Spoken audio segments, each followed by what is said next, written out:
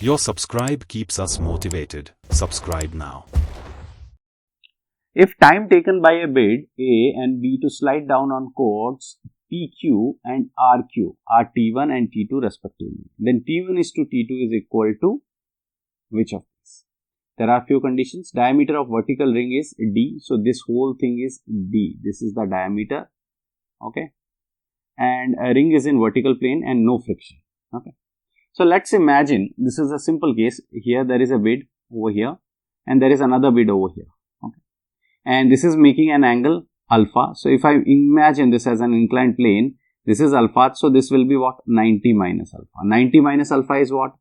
The angle of this inclined plane, and if I take an inclined plane like this over here, then this will be 90 minus beta. So 90 minus beta will be angle of this inclined plane, right? So if a bead is falling down, okay, it is falling down because of this angle will also be responsible, that we will figure it out, okay. Okay, fine. So let me just remove this, that is alpha. We will take into consideration that thing also. First of all, if PQ is this and if I want to make a perpendicular, okay, we know that this will be our perpendicular over here. Sir, why? Because of our simple angle made in the semicircle will be always 90 degrees. So this is our 90 degree, right? So if this is alpha and that is 90 degree, okay, we can simply say that PQ is nothing but D cos alpha, right? You can simply make cos alpha, and cos alpha will be base upon hypotenuse and cross multiply. So PQ length will be nothing but D cos alpha. And what is D? D is the diameter of this ring, right? And similarly, what is RQ? RQ here will be D cos beta, where beta is the angle over there, right? D cos beta, that will be R.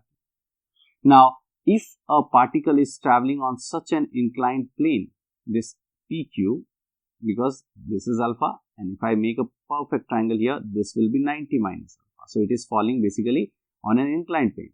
If it is falling on an inclined plane, then what is the equation of motion? The equation of motion will be PQ, that is the length traveled, will be, it's freely falling, right? It is sliding down. So U will be 0, half GT square, right?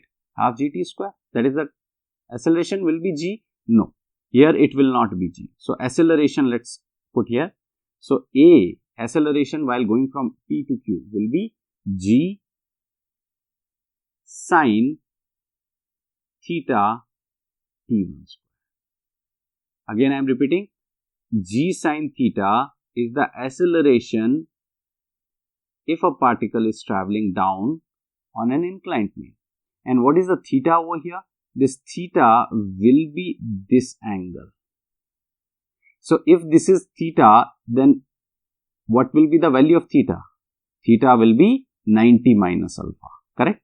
Because this whole thing is 90 over here and that is alpha. So this theta will be 90 minus alpha. So let's substitute over here.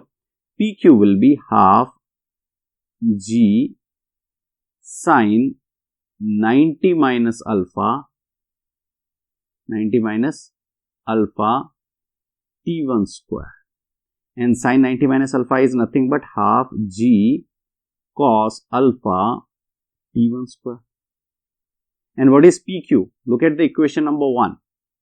PQ is nothing but D cos alpha, correct? D cos alpha, okay. Now, this is our equation number, or cos alpha we can cancel out and we left with D. They are asking T1 to T2 ratio, no? So, let's just keep it as D equals to half G T1 square, and T1 will be equals to 2D upon G under root. Equation number, let's call it as 3 and let's call that equation as equation number 2. I hope this is clear. Now, if the bead is falling down from R to Q, right, again we can use our equation of motion. So, RQ will be equals to UT plus half AT square.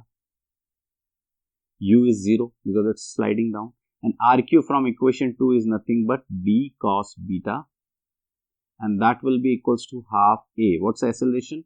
Acceleration down here will be again G sine theta, but this time G sine theta. Theta will be this time how much? This side, this angle.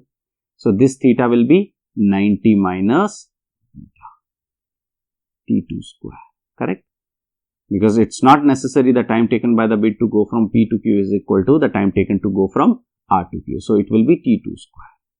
Now, d cos beta will be equals to half G cos beta T2 square.